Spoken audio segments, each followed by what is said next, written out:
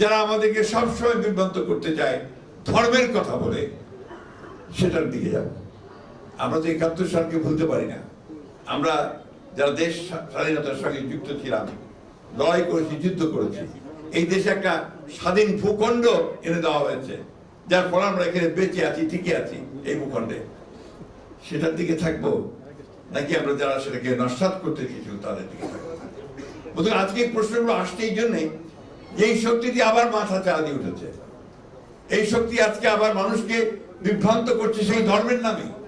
19৭১ সালেও কিন্তু সেই ধর্মের নামে বিভ্রান্ত করতে চেয়েছিল। অথচ এই শক্তিটি 1947 সালে যখন এই দেশের মুসলমানরা তাদের সেলফ ডিটারমিনেশন, নিজেদের জেগে ওঠার একটা, নিজেদের নিয়ন্ত্রণ করবার যে ক্ষমতা, শক্তি, সেটার জন্য যখন লড়াই করেছিল, 47 সালে স্বাধীনতার জন্য সংগ্রাম করেছিল, তখন এই শক্তি কিন্তু সেটা আবার তারও বিরোধিতা করেছিল। এটা কিন্তু অনেকেই আমরা ভুলে যাই। আমি খুব পরিষ্কার করে বলতে চাই, 1947 সালে এই শক্তিটি সেদিন পাকিস্তান আন্দোলনের বিরোধিতা করেছে। ওই শক্তি 1971 সালে বাংলাদেশের স্বাধীনতার বিরুদ্ধে করেছে। আজকে আমার শক্তি ভোল পাল্টে, চেহারা পাল্টে তারা কিন্তু এমন ভাব দেখাচ্ছে যে তারাই নতুন বাংলাদেশ করতে পারবে। আমরা কেন সারা বাংলাদেশের মানুষ একথা বিশ্বাস করতে পারে না? যে আমার জন্মকে অস্বীকার করেছে, যে আমার স্বাধীনতাকে অস্বীকার করেছে, তাকে বিশ্বাস করার কোনো কারণ থাকতে পারে আমি অন্তত মনে করি না, যারা আমার যুদ্ধের সঙ্গে। বন্ধুগণ, আমরা বারবার পরীক্ষা দিয়েছি। বাংলাদেশের মানুষ বরাবরই স্বাধীনতার জন্য লড়াই করেছে, তার নিজের যে অধিকার, সেই অধিকার আদায়ের জন্য লড়াই করেছে, তার নিজের অস্তিত্বকে রক্ষা করবার জন্য লড়াই করেছে। আজকে থেকে না, সেই মোগল সাম্রাজ্য থেকে, মোগলরা যখন এই দেশে আপনার আসে, তখন থেকে এই দেশের মানুষ, এই ভূখণ্ডের মানুষ কিন্তু আপনার তারা স্বাধীনতার জন্য লড়াই করেছে।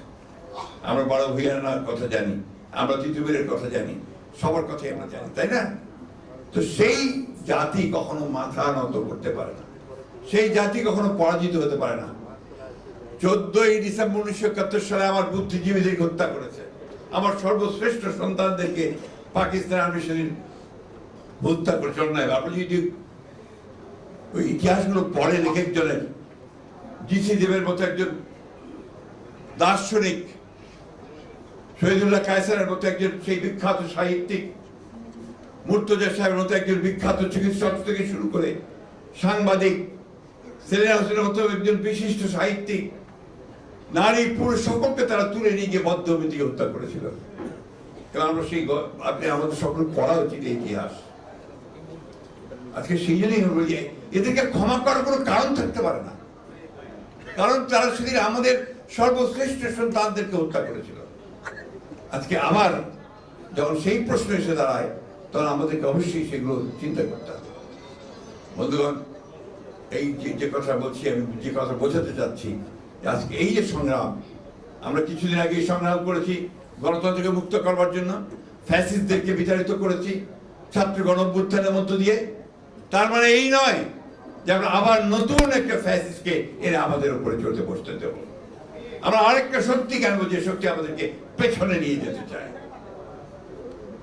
সেই শক্তিকে আমরা কখনোই এখানে আসতে দিতে পারি না।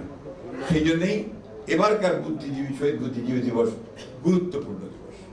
আমরা তাদের কথা মনে করে বাংলাদেশের যারা আছেন, বাংলাদেশের যে সোল, যেটা আমি যে বলি আত্মা বাংলাদেশের, অর্থাৎ এখানে কিন্তু বাংলাদেশের আত্মা কিন্তু খুব চমৎকার একটা ব্যাপার আছে।